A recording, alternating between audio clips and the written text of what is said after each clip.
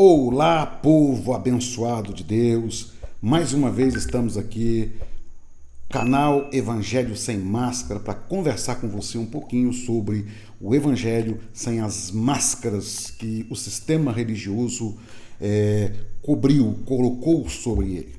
Eu já peço a você que é inscrito no canal, de confiança, já vai dando seu joinha.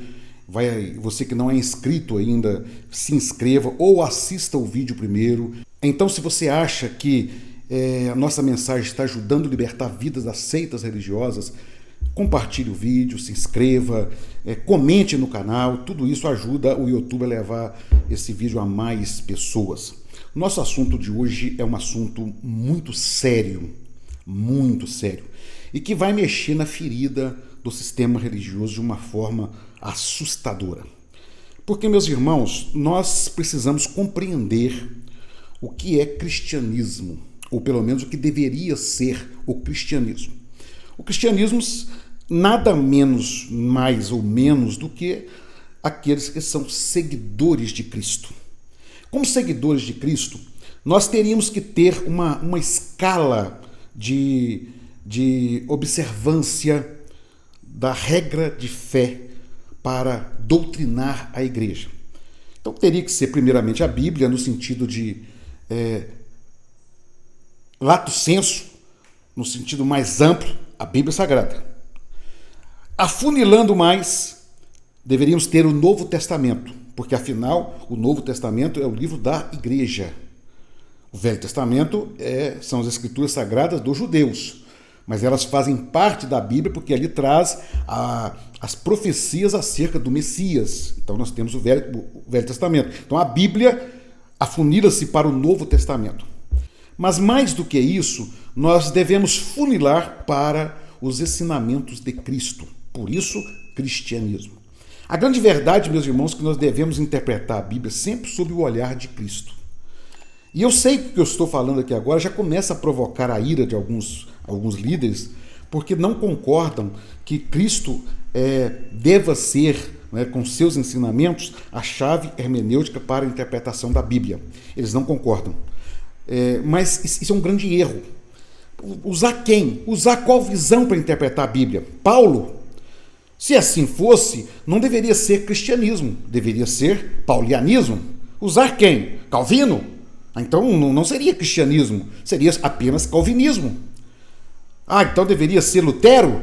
Então deveria ser luterismo. Meus irmãos, nunca deveria ter sido interpretada a Bíblia além do olhar de Cristo, além da visão de Cristo, além dos ensinamentos de Cristo. Mas o que o sistema religioso fez? O oposto. O sistema religioso ele fez o oposto. Ao invés de interpretar a Bíblia sob o olhar de Cristo, coadunando com aquilo que ele ensinou, nós deixamos Cristo de lado. Muitas das vezes, o sistema religioso está deixando o Novo Testamento de lado e indo para o Velho Testamento. Por isso que a maioria das igrejas pregam muito mais Velho Testamento do que Novo. E usam o Velho Testamento para desculpas, para amaldiçoar alguém, para decretar guerra, para achar que pode matar. A história da igreja, ela nos mostra isso. O quanto de vezes que, em nome de defender o suposto evangelho, eles matam, eles torturam, eles ferem, fazem o que quer. Então, porque o erro da igreja foi colocar tradição em primeiro lugar, Velho Testamento, que é a regra de fé da religião judaica, em primeiro lugar, colocar dogmas em primeiro lugar, colocar novas revelações em primeiro lugar, e deixaram-se os escritos sagrados em segundo plano. Deixaram o Novo Testamento como um acessório. E os ensinamentos de Cristo, a ponto de nós ouvirmos dizer claramente que não se pode usar a visão de Cristo, os ensinamentos de Cristo, como chave hermenêutica para a interpretação da Bíblia. É o cúmulo do absurdo. Mas isso tem uma razão. Porque se nós colocarmos os ensinamentos de Cristo em primeiro lugar como a base doutrinária da igreja, meus irmãos, a igreja não seria o que está aí. As instituições religiosas, elas não seriam o que elas são hoje. E pior do que isso, elas estariam pregando contra elas mesmas. Queridos, e o assunto de hoje é um dos pontos que é carro forte dentro do sistema religioso hoje, que é a avareza. Infelizmente. Vamos para a palavra. Jesus disse: não tem como servir a dois senhores. Ou vocês servem a Mamon, Mamon era o deus da riqueza, era um ídolo. Ou vocês servem a Deus. Ou vocês amam o dinheiro, vivem pelo dinheiro, ou vocês vivem por Cristo. Por isso que ele disse: olha, não junteis tesouros na terra, onde a traça corrói e o ladrão rouba. Também a Bíblia diz depois que o amor ao dinheiro é a raiz de todos os males. Nós estamos, meus irmãos, cheios de passagem mostrando o risco do amor ao dinheiro, o risco que é do dinheiro na vida do homem. Eu sei que quando alguém já ouvir essa parte, antes de pular para frente já vai comentar: mas Deus não proíbe ser rico. Lógico que não. Não é a proibição de ser rico que nós estamos conversando. Nós estamos falando do que o sistema religioso fez quando ele trouxe para dentro de si o ensinamento, a fomentação da avareza. Isso começa muito atrás, quando a igreja ela vai se construindo, se tornando um grande império em detrimento da pobreza dos outros. O primeiro erro foi aí. Ela se torna poderosa, um grande império, império econômico, império político, império de todas as formas, em detrimento da pobreza, da vassalagem, como eu gosto de dizer, porque o que fizeram foi isso, né? A vassalagem. Como os senhores feudais fizeram. Veio a reforma protestante, e Adam Smith ele chega a dizer no seu livro, né, de economia, que o protestantismo é responsável pelo capitalismo.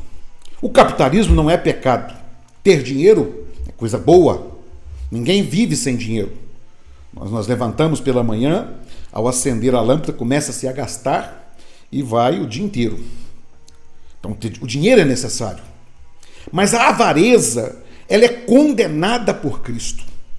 E o sistema religioso, para que ele pudesse se enriquecer também, ao contrário da igreja medieval, ele fomenta a riqueza, porque através da riqueza dos seus adeptos, ela também automaticamente vai se tornar rica e poderosa. E foi fomentado. Prova disso, nós vamos ver as igrejas, né, as instituições chamadas igrejas que mais crescem no país, no mundo, são as chamadas as igrejas que pregam a doutrina da prosperidade. Meus irmãos, a doutrina da prosperidade é uma das maiores heresias que já trouxeram para dentro do Evangelho de Cristo, para dentro do cristianismo. Uma das maiores heresias. Porque ela ensina os homens a negociar com Deus. As pessoas doam tudo que elas podem, não por amor, não por devoção, mas com a esperança de receber algo em troca. É cruel. Vou dizer, essa doutrina é nojenta, porque ela tem feito homens e mulheres avarentos e aqueles que não conseguem alcançar as tão famosas profecias do enriquecimento, que são a maioria. O número de pessoas que enriquece dentro do sistema religioso não é maior do que aqueles que enriquecem fora, porque é comum isso desde o princípio. Jesus disse: olha, os pobres sempre tereis convosco, mas iludidos e pela ganância, movido pela avareza, eles negociam com Deus. E a grande verdade é que há um sim ficando muito rico, o chamado sistema religioso. O que nós vemos hoje são os grandes impérios que foram construídos com o dinheiro dos seus adeptos. Grandes impérios, pequenos impérios, novos impérios. A cada dia, uma nova instituição que surge, novos impérios estão surgindo juntos. À medida da proporção. E onde está o evangelho nisso? Em lugar nenhum. O evangelho virou coisa do passado, porque a avareza tomou conta do coração do homem. A vontade de ficar rico, achar que Deus é obrigado a te enriquecer, a te devolver, porque você deu 10 ou 20 ou 30% do seu patrimônio para uma instituição, que Deus agora é obrigado a restituir para você, porque você deu para ele. Meus irmãos, isso é uma aberração. Isso é algo insuportável. Queridos, não sou eu que estou dizendo. Eu estou tendo a coragem de falar. Porque os pastores não têm coragem de pregar isso com medo de perder adeptos ou perder renda. As ovelhas que deveriam ser pastoreadas tornaram-se apenas um negócio. Cada irmão dentro de uma igreja é uma fonte de renda. Uns com mais, outros com menos, é uma fonte de renda para a instituição.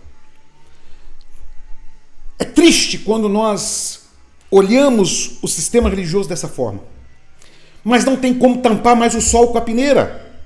É preciso, meus irmãos, voltar ao Evangelho de Cristo. Porque o grande perigo, irmãos, e não sou eu que estou dizendo, como eu disse, é a palavra, é o próprio Senhor Jesus. Ele disse que não tem como servir a dois senhores. Ou nós servimos a Cristo, ou nós servimos a Mamon.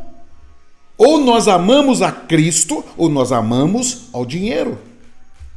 O que vai ser dessa geração de cristãos que na sua arrogância, na sua soberba, são dominados pela ganância, pelo desejo de serem ricos? E os líderes gostam disso. A avareza tomou conta de tal forma que os pastores, quando vão pregar num lugar, eles cobram cachês altíssimos. Queridos, quando Jesus chega no templo e eles estavam comercializando aquilo que era os elementos sagrados daquele momento, a Bíblia diz que Jesus chega e expulsa ali os cambistas, mas expulsa também aqueles que compravam, os que vendiam e os que compravam. Podem ler. O grande problema, meus irmãos, é que não serão só os pastores responsabilizados, mas serão responsabilizados também aqueles que pela ganância estão alimentando esse sistema nojento, podre. Serão culpados, sim, porque movidos por interesses pessoais. As pessoas não vão mais a um local reunir com o interesse de encontrar os irmãos, com o interesse de um momento de adoração a Deus. Não. As pessoas vão às igrejas com o interesse de buscar alguma coisa. Por isso que a palavra que sempre ouvimos é: vou à igreja buscar uma bênção. Vou à igreja buscar algo. As pessoas não vão para levar. Quando se dão o dízimo, que é a doutrina do judaísmo, elas dão já pensando: se eu não for fiel, o devorador vai comer o que é meu. E os pastores, sabendo disso, usam a doutrina de Malaquias, dos chamados gafanhotos, para colocar o medo nas suas ovelhas. Mas o propósito não é a preocupação com a alma do irmão, não, porque eles sabem que o homem não precisa ser dizimista para ser salvo.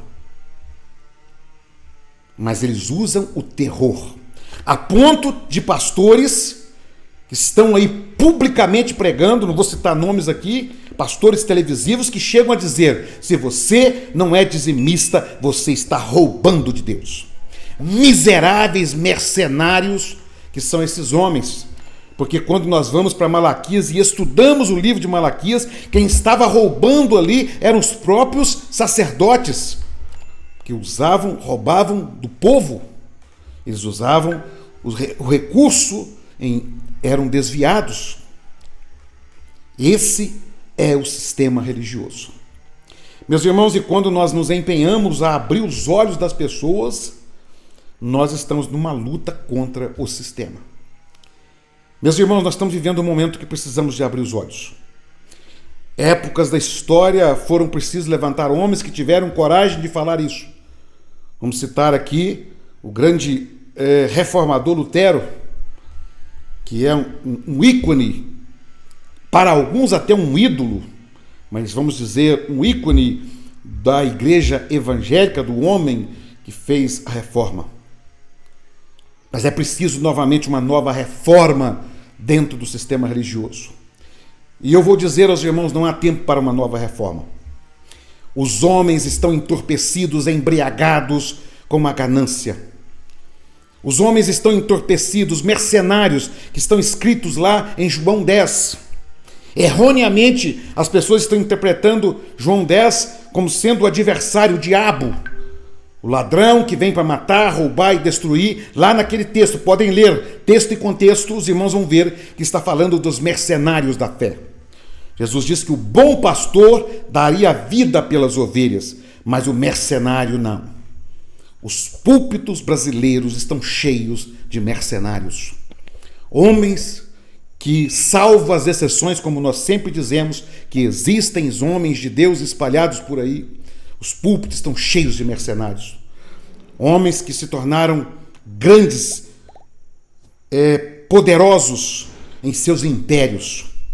Homens que estão sendo hoje observados como líderes, a ponto de cobrarem caxias de 100, 200, 500 mil reais para ir pregar o que eles chamam a palavra de Deus. São verdadeiros mercenários. São os coaches da fé, que usam a emoção, a promessa de enriquecimento, a promessa de bem-estar em troca de dinheiro. Não haverá. Meus irmãos, certa feita foi falado para os fariseus: raça de víboras, quem vos ensinou a fugir da ira vindoura? Traduzido por um linguajar bem português. Quem disse para vocês que vocês vão escapar da ira vindoura? Mercenários, avarentos, soberbos, que construíram grandes impérios para bater orgulhosos no peito. Nós temos rede de televisão, nós temos satélites. A desculpa é pregar o evangelho, mas a verdade está por trás do domínio dos seus fiéis, para cada vez mais enriquecerem os seus impérios. Poucos dias eu vi um pastor, um líder religioso. Esse líder é o líder da instituição a qual eu fiz parte muitos anos, chamada, é uma seita religiosa chamada Igreja Cristã Maranata. Eu vi, alguém mandou para mim o corte do líder dizendo: nós somos ricos, nós temos um patrimônio de mais de 2 bilhões de reais.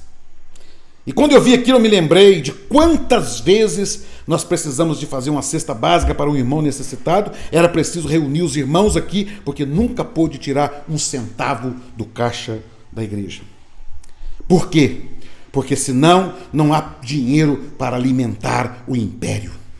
Não há dinheiro para alimentar o cabide de emprego que estão dentro das instituições, dentro dos chamados cúpulas das igrejas. Não dá para alimentar. E o fiel, cada vez mais, na sua ignorância espiritual, alguns, movidos pelo medo, como eu disse, usam Malaquias para dominar o fiel, que ele é obrigado a contribuir. E outros usam a própria ganância dos seus adeptos. É estimulado a ganância, cada vez mais a negociação com Deus. De 10 que receba 100, de 100 que recebe 1000, dê um carro comum e receba uma Ferrari. E cada vez mais o evangelho se tornando impérios poderosos. Até quando, meu irmão, você vai continuar fazendo parte dessa miséria? Alimentar essa ganância, essa arrogância que está acontecendo por aí. Meus irmãos, que Deus tenha misericórdia. Eu sei que se você chegou até aqui é porque você identificou com esse assunto. Se não é inscrito, se inscreva no nosso canal.